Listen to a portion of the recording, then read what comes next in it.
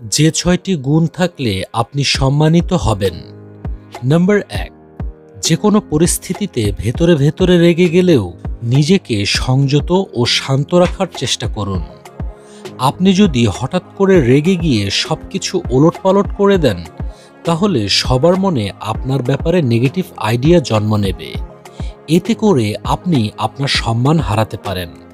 তাই যে কোনো পরিস্থিতিতে রেগে গেলেও নিজেকে সংযত রাখার চেষ্টা করুন।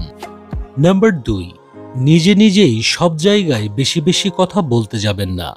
চেষ্টা করবেন প্রথমে অন্যের কথা মনোযোগ দিয়ে শোনার জন্য, তারপর সকল পরিস্থিতি বুঝে একদম সঠিক পয়েন্টে কথা বলার চেষ্টা করবেন। এতে করে দেখবেন আপনার সম্মান আরও বেড়ে গেছে। নাম্বার ৩, অন্যের সম্মান পাওয়ার জন্য আপনার মধ্যে অবশ্যই অন্যকে সাহায্য, সহযোগিতা ও সম্মান দেখানোর মানসিকতা থাকতে হবে। তবে সেটা কখনোই যেন লোক দেখানো বা আর্টিফিশিয়াল না হয়, সেদিকে খেয়াল রাখতে হবে। নাম্বার ৪, আপনি যদি কাজে দক্ষ ও সৎ হন, তাহলে মানুষ এমনিতেই দেখবেন আপনাকে অনেক সম্মান ও শ্রদ্ধা করছে। এই জন্য সর্বদা চেষ্টা করবেন নিজেকে সবসময় সৎ রাখার জন্য। নাম্বার ৫, অন্যের কাছ থেকে সম্মান আশা করলে আপনার মাঝেও অবশ্যই নিজের ভুল স্বীকার করা ও তা শুধরে নেওয়ার মানসিকতা থাকতে হবে।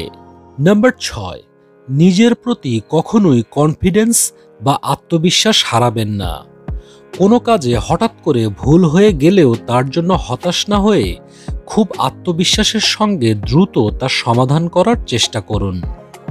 মনে রাখবেন, আপনি যদি সকলের মাঝে সম্মানিত হতে চান, তাহলে আপনাকে অবশ্যই সকল দিক থেকেই সতর্ক হয়ে চলতে হবে।